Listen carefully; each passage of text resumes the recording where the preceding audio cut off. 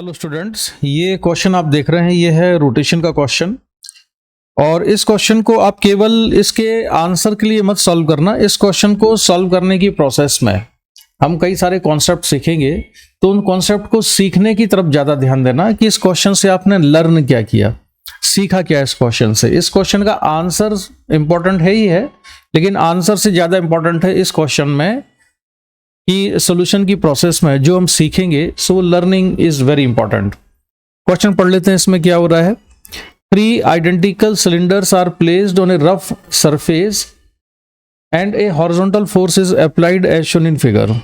तो ये 3 identical cylinders हैं और एक का नाम है ए, एक सिलेंडर है बी और एक है C. Find the time when first cylinder start to slip. तो ये फर्स्ट लिखा हुआ है, first cylinder start to slip. First cylinder मतलब सिलेंडर ए स्लिप करना कब स्टार्ट करेगा, ये हमको कैलकुलेट करना है। फर्स्ट सिलेंडर यानी कि सिलेंडर ए स्लिप करना कब स्टार्ट करेगा। जो फोर्स अप्लाई किया है वो कितना है, वो फोर्स आप देख रहे हैं वो है mu M G into T के बराबर। तो ये फोर्स है as a function of time, ये टाइम पर डिपेंड करने वाला फोर्स है। कोफिशिएंट ऑफ फ्रिक्शन पहले वाले सिलेंडर ए और ग्राउंड के बीच में है म्यू के बराबर, सेकेंड और ग्राउंड के बीच में 2 म्यू, और थर्ड सिलेंडर सी और ग्राउंड के बीच में कोफिशिएंट ऑफ फ्रिक्शन है 3 म्यू के बराबर। तो हमको ये बताना है कि कितने टाइम पर जो पहला सिलेंडर है ये प्योर रोलिंग छोड़ के और स्लिप करना स्टार्ट कर देगा। तो इस क्वेश्चन को सॉल्व करने से पहले हम कुछ और चीज सॉल्व करेंगे, जरा कुछ और डिस्कशन करेंगे। ये भी आज की लर्निंग के लिए बहुत ही इंपॉर्टेंट होगा। और वो चीज ये है कि अगर मैं यहाँ पर एक सिलेंडर बना लूं, मैं एक सिंगल सिलेंडर लेता हूं, ठीक है, अभी हम इस क्वेश्चन की बात नहीं कर रहे पर्टिकुलरली। अगर मैं एक सिंगल सिलेंडर लेता हूं और उस पर एक फोर्स लगाता हूं F, और मान लो कि ये सिलेंडर प्योर रोलिंग मोशन में है, तो इस पर फोर्स कौन कौन से लग रहे होंगे। एक तो फोर्स F लग रहा होगा और यहां से फ्रिक्शन फोर्स लग रहा है Fs, ये इसका सेंटर है। फोर्स लग रहा है सेंटर ऑफ मास की हाइट पर, जैसा कि क्वेश्चन में गिवन था, लेकिन ये मैं उस पर्टिकुलर क्वेश्चन को सॉल्व नहीं कर रहा हूं। हम केवल एक सिंगल सिलेंडर के कंटेक्स्ट में बात कर रहे हैं। तो अगर हम एक सिंगल सिलेंडर की बात करें तो इस सिंगल सिलेंडर पर न्यूटन सेकंड लॉ से ट्रांसलेशनल मोशन की इक्वेशन होगी F minus F S equal to mass into acceleration M A C M के बराबर। सेंटर ऑफ मास के अबाउट अगर मैं टॉर्क की इक्वेशन लिखूं तो वो टॉर्क केवल फ्रिक्शन से मिलेगा, तो F S into R equal to होगा आई अल्फा, और ये सिलेंडर है इसलिए इसको लिख सकते हैं हम half M R square. Pure rolling motion का केस है इसलिए अल्फा को लिख सकते हैं A C M by are.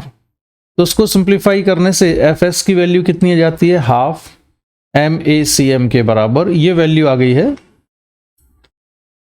M A C M की। तो इक्वेशन नंबर 2 से एम ए सी एम की वैल्यू निकाल के मैं रख देता हूं इक्वेशन नंबर 1 में। तो ये बचेगा F minus F S equal to, और एम ए सी एम कितना जाएगा 2 एफ एस के बराबर, तो 2 एफ एस। तो यहां से F इक्वल टू मिला मुझे 2Fs।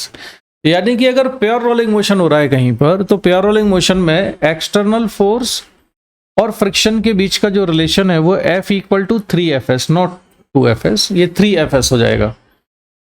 यानी कि अगर external force F friction force के 3 टाइम्स से कम है या उसके बराबर भी है, तब भी यहां पर प्योर रोलिंग मोशन ही चल रही होगी, स्लिपिंग नहीं होगी। यानी प्योर रोलिंग की जो कंडीशन है, जो रिक्वायर्ड कंडीशन है, वो ये है कि F should be less than और equal to 3Fs for pure rolling. ठीक है। अच्छा, अगर जो फोर्स इस पर लगा हुआ है सिलेंडर पर, इस फोर्स को मैं लिख लूं F equal to mu M G T time के साथ, और कोफिशिएंट ऑफ फ्रिक्शन कितना दिया है यहां पर, कोफिशिएंट ऑफ फ्रिक्शन अगर दिया होता म्यू, ठीक है, सिंगल सिलेंडर का केस अगर हम ले रहे हैं तो कोफिशिएंट ऑफ फ्रिक्शन म्यू है, तो यहां पर मैक्सिमम फ्रिक्शन होगा एफ एस इक्वल टू वो होगा म्यू एम जी के बराबर। ठीक है। तो इनिशियली जो फोर्स इसके ऊपर लगा हुआ है यहां पर mu M G T, time की वैल्यू तो 0 से स्टार्ट होगी, इंक्रीज होना टी इक्वल टू 0 से। तो जब तक friction force mu M G पर नहीं पहुंचता तब तक स्लिपिंग स्टार्ट नहीं होगी, तब तक ये प्योर रोलिंग मोशन में होगा। ठीक है। और एक्सटर्नल फोर्स कितना लगा सकते हैं हम लगा सकते हैं F लेस देन और इक्वल टू 3Fs तक। तो F की वैल्यू रखूं अगर मैं mu M G T less than और इक्वल टू 3, और Fs कितना हो सकता है just at the time of slipping अपनी मैक्सिमम वैल्यू पर होगा म्यू एम जी। तो यहाँ से T कितना जाएगा लेस देन और इक्वल टू 3। यानी कि अगर एक सिंगल सिलेंडर होता तो स्लिपिंग स्टार्ट होती 3 सेकंड पर, ठीक है, और उसके बाद फिर ये स्लिपिंग स्टार्ट हो जाती। उसका रीज़न क्या है आप समझ रहे होंगे कि जो फोर्स हमने यहाँ पर लगाया है म्यू एम जी टी, ये जो फोर्स है इनिशियली कितना होगा, बहुत कम होगा, धीरे धीरे ये फोर्स बढ़ता जाएगा। बढ़ते बढ़ते जब ये फोर्स फ्रिक्शन के 3 टाइम्स यानी कि 3Fs के बराबर नहीं हो जाता तब तक स्लिपिंग स्टार्ट नहीं होगी। तो ये फैक्ट याद रखना। तो अब आते हैं हम इस क्वेश्चन पर। इस क्वेश्चन में जो फोर्स लगा हुआ है वो कितना है, म्यू एम जी टी के बराबर है। ये फोर्स किसी भी स्फीयर को इनिशियली यानी जब टाइम की वैल्यू बहुत कम है किसी भी सिलेंडर को स्लिप कराने के लिए सफिशिएंट नहीं है, क्योंकि यहां पर फ्रिक्शन फोर्स की जो मैक्सिमम वैल्यू आएगी, इफ F1 मैक्स लिख लेता हूं मैं, ये F1 मैक्स कितना होगा यहाँ म्यू एम जी के बराबर, और F2 मैक्स कितना मिलेगा यहाँ पर, ये मिलेगा 2 म्यू एम जी के बराबर, और यहाँ पर F3 मैक्स कितना मिलेगा, F3 मैक्स मिलेगा 3 म्यू एम जी के बराबर।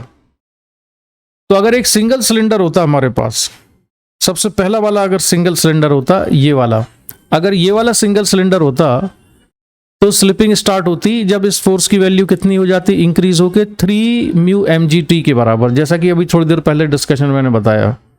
अगर बी वाला अकेला सिलेंडर होता तब यहां पर स्लिपिंग कब स्टार्ट होती, क्योंकि यहां फ्रिक्शन कितना है 2 म्यू एम जी है, तो उसका 3 टाइम्स यानी 6 म्यू एम जी टी के बराबर।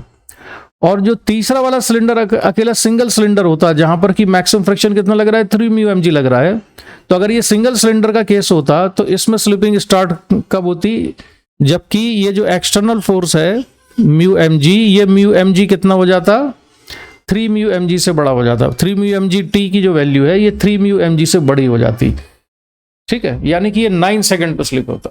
लेकिन अगर ये तीनों कांटेक्ट में है तो हमको पता करना है कि सबसे पहला सिलेंडर कब स्लिप करेगा, ठीक है। तो इसका हम डिस्कशन अब स्टार्ट करते हैं। क्वेश्चन यहां से शुरू होता है। तो अभी तक के डिस्कशन से आपने सीखा क्या, जिस लर्निंग की मैं बात कर रहा था, आपने सीखा ये कि अगर एक सिलेंडर पर यहां से मैं फोर्स अप्लाई करूंगा F और यहां पर फ्रिक्शन फोर्स लगता है F, तो फ्रिक्शन फोर्स F की वैल्यू कितनी होगी, F/3 के बराबर होगी, ठीक है। फ्रिक्शन फोर्स F कितना होगा, F/3, ये डिस्कस किया ना मैं थोड़ी देर पहले। और दूसरा, जब ये फ्रिक्शन फोर्स की value at the time of slipping mu M G पर पहुंच जाएगी तब फोर्स F की वैल्यू कितनी हो जाएगी, ये हो जाएगा 3 म्यू एम जी के बराबर। तो हम कितना F लगा सकते हैं यहाँ पर, 3 म्यू एम जी लगा सकते हैं, उसके बाद स्लिपिंग स्टार्ट होगी।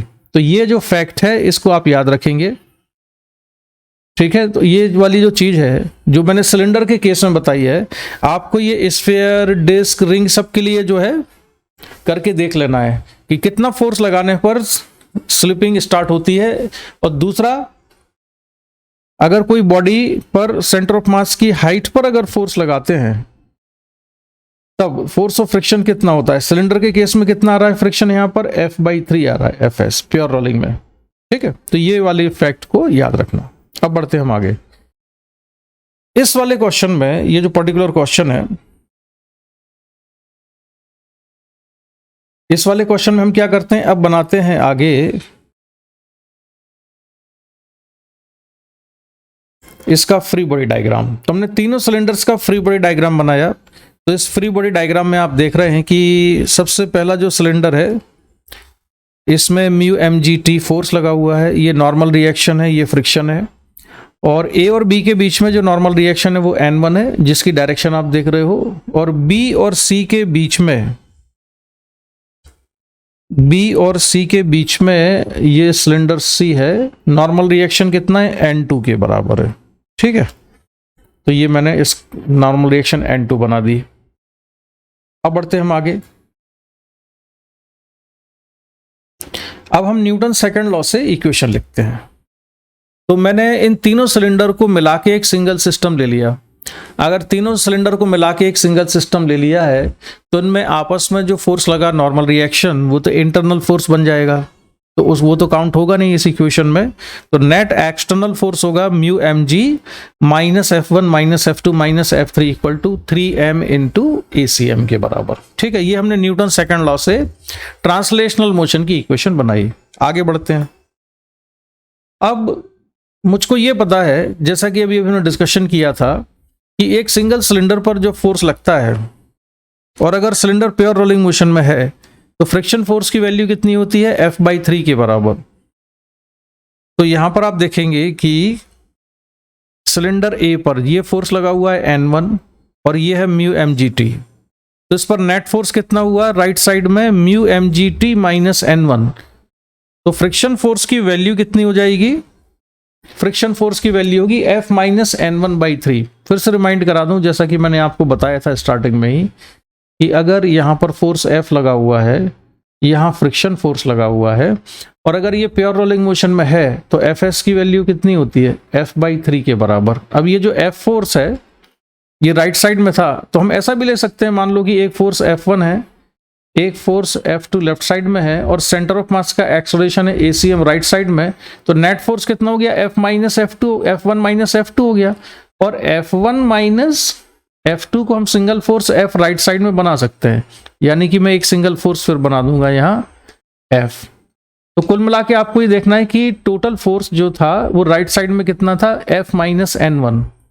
तो F minus N1 force divided by 3 ये होगा फ्रिक्शन के बराबर। ठीक है, इसके बाद हम देख लेते हैं दूसरे वाले सिलेंडर को। तो दूसरे वाले सिलेंडर पर राइट साइड में जो नेट फोर्स लग रहा है वो है N1 माइनस N2, तो फ्रिक्शन फोर्स F2 कितना होना चाहिए, N1 माइनस N2/3 के बराबर।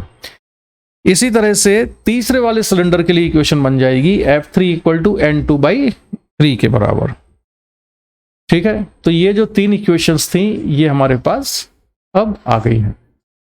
अब इन तीनों इक्वेशंस को अगर हम ऐड कर दें तो क्या मिलेगा, इन तीनों इक्वेशंस को अगर हम ऐड कर दें तो हमको मिलेगा F1 plus F2 plus F3 equal to F/3 के बराबर।